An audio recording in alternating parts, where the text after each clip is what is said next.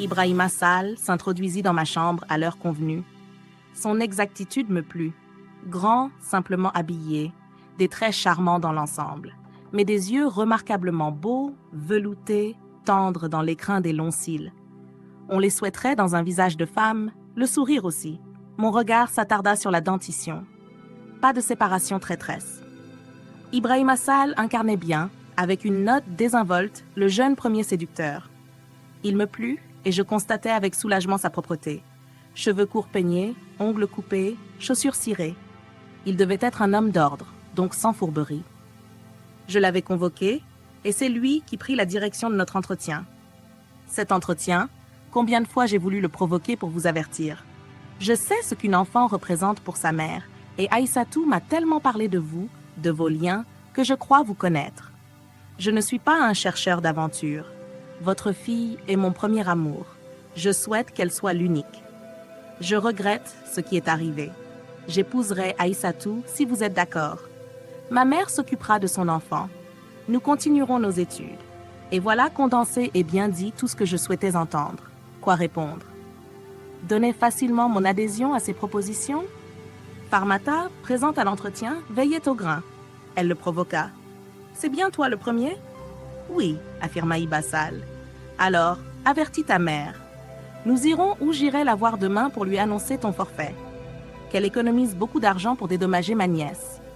Et puis, tu ne pouvais pas attendre d'avoir une situation pour courir les filles. » Ibrahima Sall acceptait les observations de la griotte sans énervement. Peut-être la connaissait-il de nom et de caractère pour lui opposer un silence si poli. Mes préoccupations étaient d'un ordre autre que celles de Farmata. Nous étions en pleine année scolaire. Comment manœuvrer pour éviter le renvoi de ma fille? Je fis part de mes craintes à Iba Sall. Lui aussi y avait pensé. L'enfant naîtrait en pleines vacances. L'essentiel serait de ne point s'affoler, de laisser les mois filer, d'habiller dans des robes vagues Aïssatou. À l'ouverture prochaine, le bébé aurait 2 mois. Aïssatou rejoindrait sa terminale. Après sa terminale, le mariage. L'ami de ma fille raisonnait et me faisait penser à la clarté d'esprit de Daba. Lui, Ibrahima Sall, n'encourait aucun risque de renvoi à l'université. Et même, s'il n'était que lycéen, qui signalerait à son établissement sa situation de futur père. Rien dans sa présentation ne changerait. Il demeurait plat, alors que le ventre de ma fille, rebondi, serait accusateur. Quelle loi clémente viendra secourir les lycéennes fautives dont les grandes vacances ne camouflent pas l'état? Je n'ajoutais rien à tant d'organisation. À ce moment, je sentis ma fille se détacher de mon être, comme si je la mettais au monde à nouveau. Elle n'était plus sous ma protection. Elle appartenait davantage à son ami. Une nouvelle famille naissait à mes yeux. J'acceptais mon rôle subalterne. Il faut bien que le fruit mûr tombe de l'arbre, que Dieu facilite à cet enfant la nouvelle direction de sa vie. Mais quel chemin tout de même? Aïssatou, les habitudes rassurantes reprennent leur suprématie. Sous mes pagnes noirs, le battement monotone de mon cœur. Comme j'aime écouter ce rythme lent, un nouvel élément essaie de se greffer à la maisonnée. Ibrahima Sall passe chaque jour et donne à chacun de nous ce qu'il peut.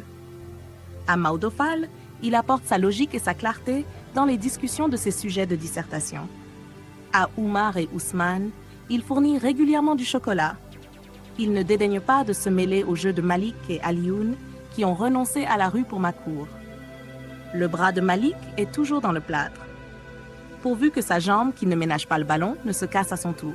Mais le trio, Aram, Yassine et Dinaba, refuse sa caution à cette intrusion. Le trio le salue avec correction, mais sans enthousiasme. Le trio est hostile à ses invitations. Il lui en veut d'avoir pu, Ibrahima Sall talonne Aïssatou pour ses leçons et devoirs. Il a à cœur la réussite de son ami. Il ne veut pas être la cause d'une quelconque régression. Les notes de Aïssatou montent. À quelque chose, malheur est bon. Farmata accepte mal Ibrahima Sall, qu'elle qualifie de sans gêne et sans vergogne. Elle ne rate jamais l'occasion de lui lancer. A-t-on jamais vu un étranger détacher une chèvre de la maison? Ibrahima Sall, imperturbable, essaie de s'adapter. Il recherche ma compagnie, discute actualité avec moi, m'apporte parfois des journaux et des fruits. Ses parents, prévenus depuis par la vigilante Farmata, passent aussi nous voir et s'inquiètent de la santé de Aïssatou. et les habitudes rassurantes reprennent leur suprématie. Je t'envie de n'avoir mis au monde que des garçons. Tu ignores les transes qui me saisissent avec les problèmes de mes filles. Je me décide enfin à aborder les problèmes d'éducation sexuelle. Aïssatou, ton homonyme, m'a surprise. Je prends dès lors mes précautions. Je m'adresse au trio, les jumelles étant trop jeunes encore. Comme j'avais hésité dans le temps, je ne voulais pas armer mes filles en leur offrant l'immunité du plaisir. Le monde est à l'envers. Les mères de jadis enseignaient la chasteté. Leur voix autorisée stigmatisait toute errance extra-conjugale. Les mères modernes favorisent les jeux interdits. Elles aident à la limitation de leurs dégâts, mieux, à leur prévention. Elles ôtent toutes épines, tout caillou qui gêne la marche de leurs enfants à la conquête de toutes les libertés. Je me plie douloureusement à cette exigence. J'insiste pour que mes filles prennent conscience tout de même de la valeur de leur corps. J'insiste sur la signification sublime de l'acte sexuel, une expression de l'amour. L'existence de moyens contraceptifs ne doit pas mener à un déchaînement de désirs et d'instincts. C'est à son contrôle, à son raisonnement, à son choix, à sa puissance d'attachement que l'individu se distingue de la bête. Chaque femme fait de sa vie ce qu'elle souhaite. Une vie de femme dissolue est incompatible avec la morale. Que tire-t-on des plaisirs? Un vieillissement précoce et l'avilissement sans doute, soulignai-je encore. Mes mots tombaient difficilement devant mes auditrices. De l'assistance, j'étais la plus vulnérable, car aucune surprise n'était peinte sur les visages du trio. Mes phrases hachées n'avaient suscité aucun intérêt particulier. J'avais l'impression d'enfoncer une porte ouverte. Le trio savait déjà, peut-être. Un long silence. Et le trio disparut. Je poussai un ouf de soulagement. J'avais l'impression de déboucher à la lumière après un long parcours dans un tunnel étroit.